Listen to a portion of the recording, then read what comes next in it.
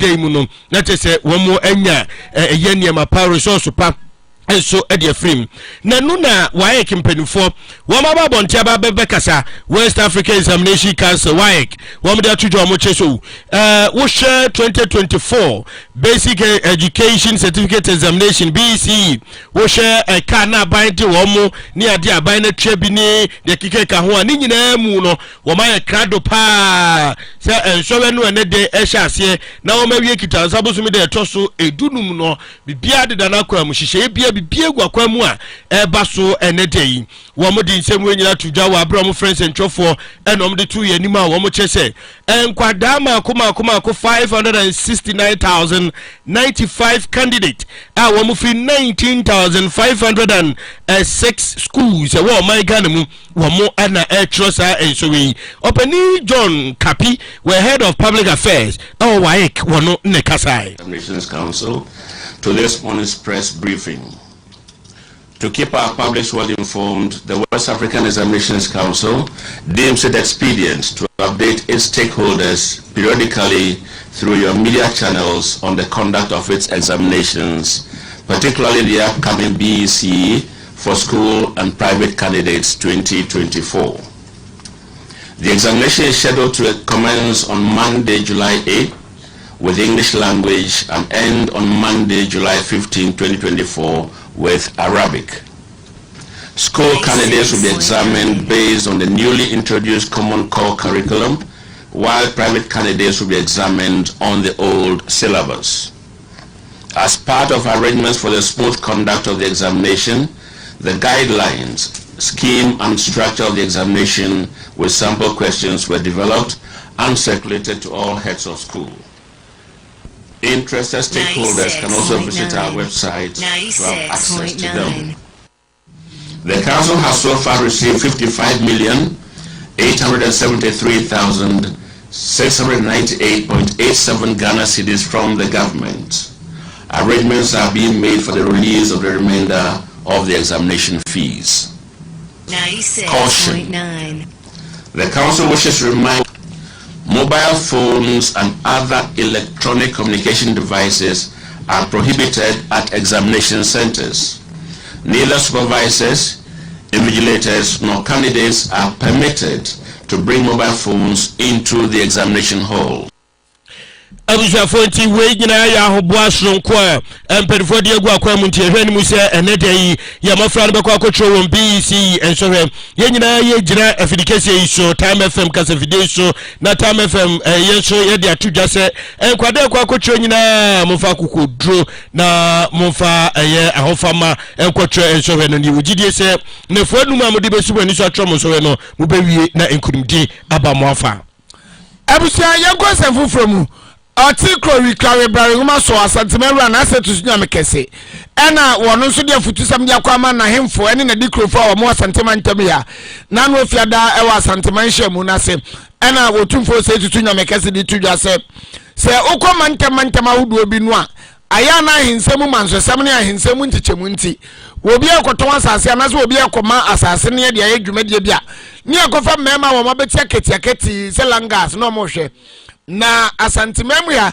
ene ne ntraso ne na hye so ensase awudu obi wo ha wono ena ye ne dia obi a wo hini bia na se dikro bia ni asase awa asantema ntam ye nti wono obetimi aka no aka ne bia mu se wo bia wo be ye ho langade sem wo hini bia na se dikro bia obakofa langard na wodi akwara won sase so no na jase ne asase no ompe se obedi wakonwa no se wo hina na dikro bia mu na otumfo se tutu nyame kese chese obi a woni ne nyonko hene ebenya asase bia ho manso no asam no na kache anasa na hweye ene wo se sase ne ba bewie na so wo hene bi ba kofa langard no wode ba kobo ban e wo asase bi so de won suma obi asa wo a wo pe wo hene de no yi langard sem firi nsemu wo a wo pe wo hene de no de ko ne koye de wo ka no na tra so ene ne de obehunu wo asantema ntam ya wei otumfo se tutu nyame kese ne nsem Chame wote ya juu ya mwaka klensam bia ketenkiti bia wa wote mebona nan mama ne zone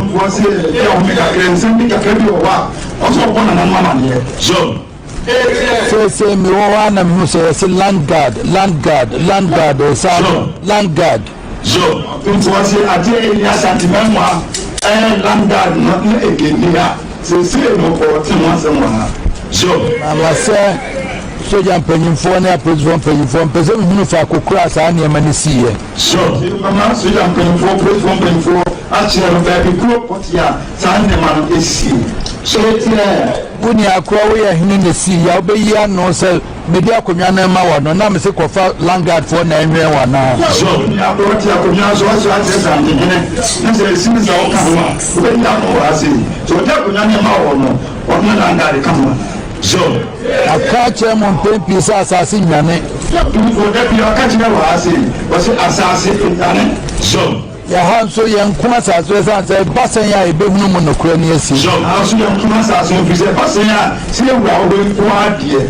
Ehunu kuru o ni asi sema asubiaba. So, ukofa landguard me nya report ni na me hunu se ohini we ana ohini we. Be di ka me di ba bia ma want me ahwe so nti landguard for na emere. Eti oduma konya beto no akọ. So report no ka. So report na ba na so ohini bi wo. This has a landguard here. When you have never or one Casalanka for the American woman, one of the commissioners, and so Copasada now I'm a landguard. So, I was in a 2 years since Mary and I said to Sudan McKesson, what I said, Nadico for an hemful. And I bring poem was sentimental as a muko for langa the Coronza Sudia and somebody say Kukro over 2. Young cousin from Ghana Penny that John Dramani Mahama Semusejata Andra Anna was share central for meet the press. Now a central for was share woman Ubusana Samuel Yano, Ubusana Samuel Yano, Namian Ukraine, Oviano, Bibia Kama. Now in some forward will be our to F.R. my Ghana, Pepper Joy. And they say, what meeting Kunimua, near Mount Obetimia, Jama or Mayno, Nayasam Kitwakra. Edinka was say, Waba. Enhwehwemu pa sefata enobeye ediafa wo man Ghana ene National Cathedral yi aban yi oteso wo ye ho adwuma no wo chese NDC aban yi a wo beba 2025 no wo mu ba ya wo mu befrase na wo mu ahwe sa project ni mu se de be ya akontabu ahodo sefata fasa project ne ho no woni efrase betimi abu ho akonta manyem mu nyina timi ada honom se nwan se na nwata nani ase. I am a Christian and I belong to the Assemblies of God Church. Ordinarily, building a house of God is something that we all do. I contributed monies in my local Assemblies of God branch to build our church, and it's created an environment for us to praise and worship our God. But I don't condone stealing in the name of God.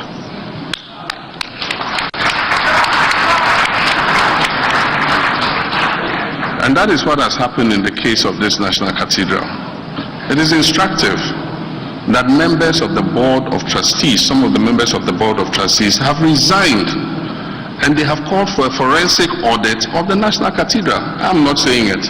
Members on the board believe that at the time this National Cathedral came up, it was somebody's personal commitment to God. And we are sure that public funds were not going to be used for the National Cathedral. Unfortunately, we hear that 300 and something million has gone into it. Where did those payments go? Were they justified? Who did they go to? These are all things that we have to unravel. And I think that that is the first thing we do before we even decide what to do with that huge pit. And so first, let's investigate and do a forensic audit.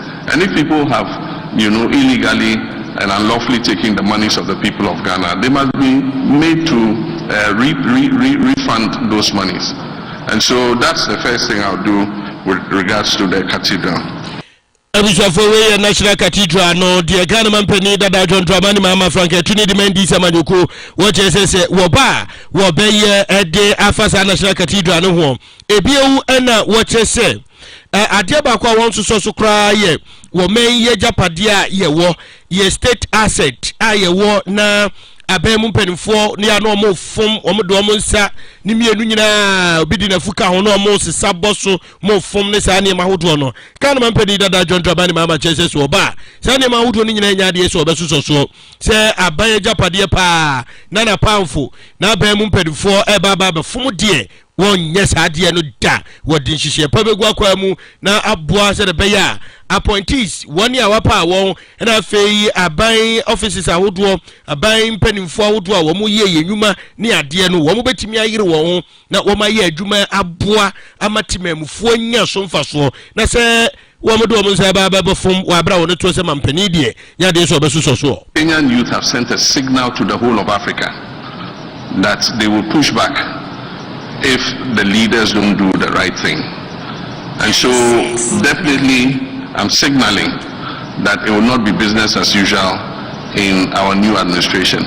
We'll cut out waste, we'll cut out opulence, we'll bring a code of conduct for public sector, public appointees, especially political appointees, in how they behave, in terms of their modesty, in terms of their humility. Your appointment to that office is an opportunity to serve. It's not an opportunity to lord it over the people. And so our political appointees and public office holders must change their attitudes. And so that is what we're going to insist on, that people that we appoint are modest people, they are humble, they will open up to the people, and they'll do the things that will make the lives of our young people better. And so we're going to hold them to a higher criteria of service than than people have been held to in the past. And that's why I say, if you agree to serve, you must serve and not have other side businesses and do other things. You must not go and buy state property. Anybody serving in my government will not be allowed to buy a state asset. Nobody serving in my government will buy a state asset. Vehicles or cars or buildings or land or anything, nobody serving in our government will be allowed to buy a state asset. Ebisha for Ghana man pedida da John Dramani Mahama and I take so things about do to try na your home right. Ye buy a baby kasi bono. Hey, Ghana for pet tasty Tom tomato mix you so. Ukochoba restauranta. If you swa Tasty Tom. Me your farmer Johnny near Koyupa. Me you say Tasty Tom tomato mix. Eye koko kama. What the ye Johnny? What's a rich tomato flavor no? Nane tasting so dear. On point. Sa. Me choba ha. Me fa tasty Tom kakra bi yam kwan fro ya. Na ye bebre. Me handwriting so ensisada.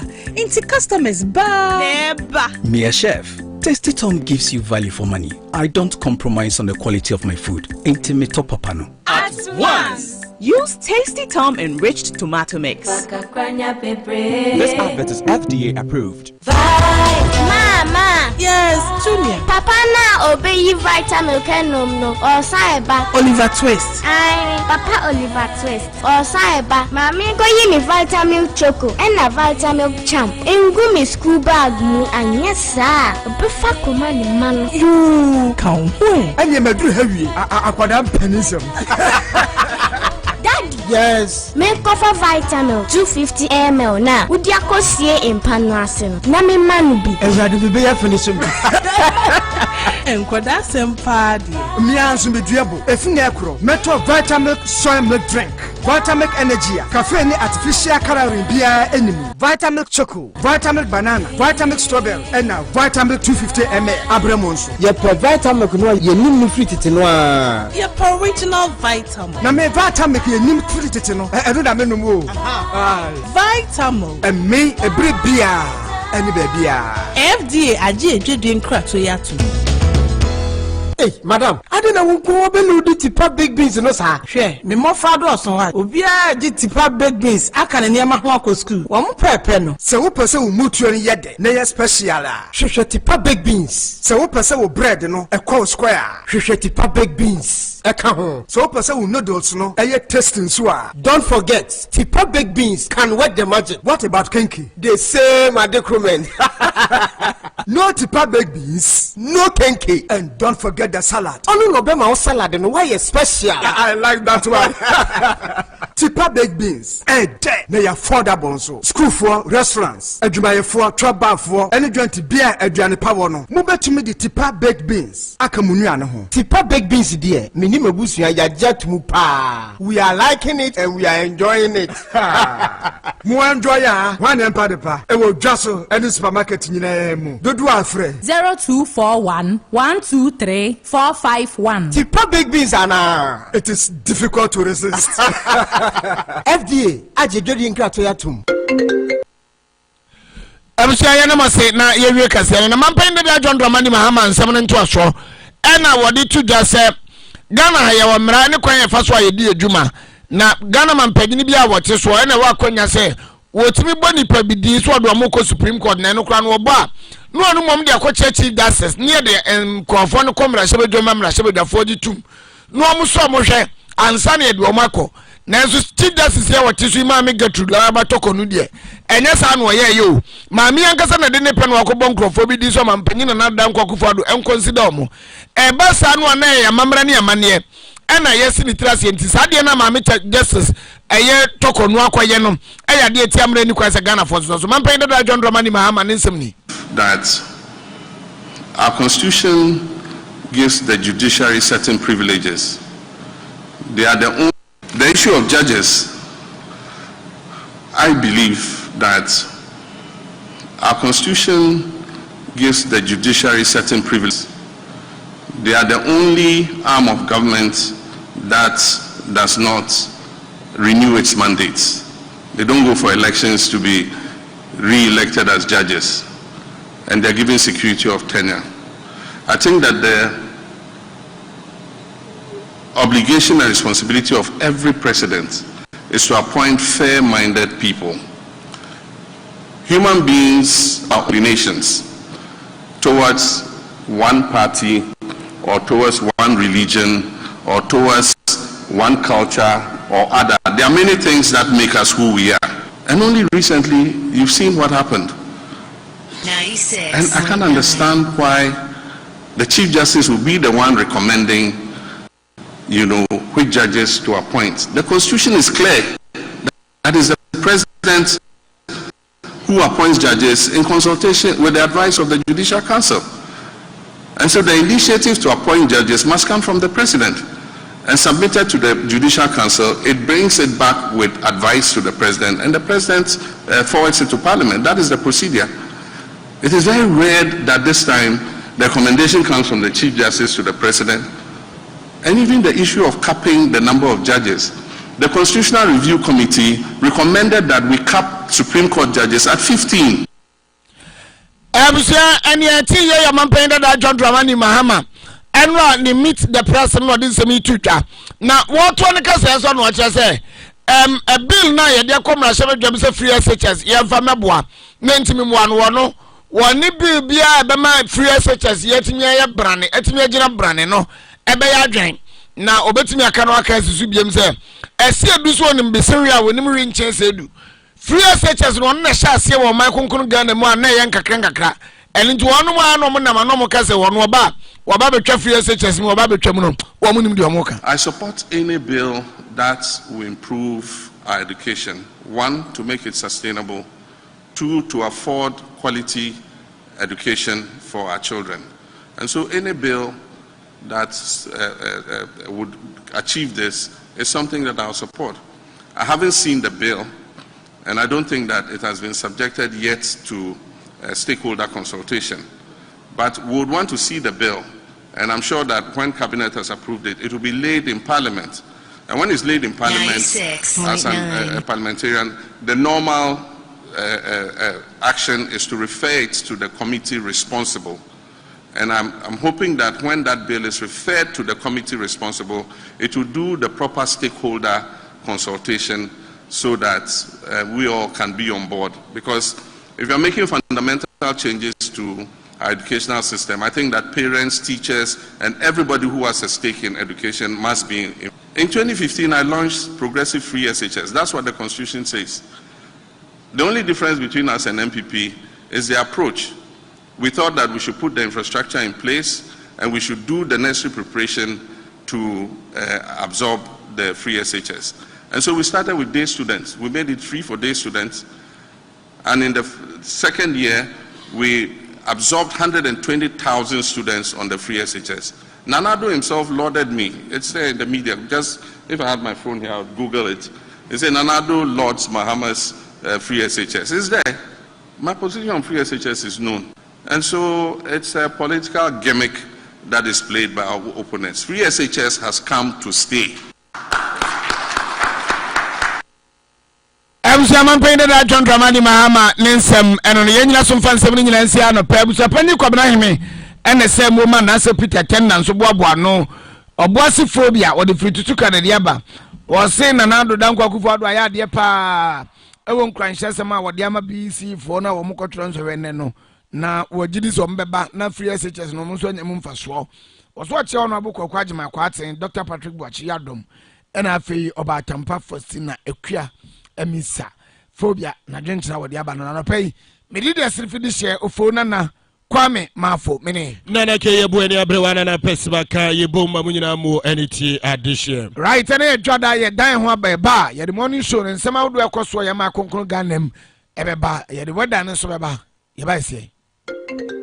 Hello Kwame chale wo game no be start you ubia wa sala head nam na ba Haaland so kra drinks no saka de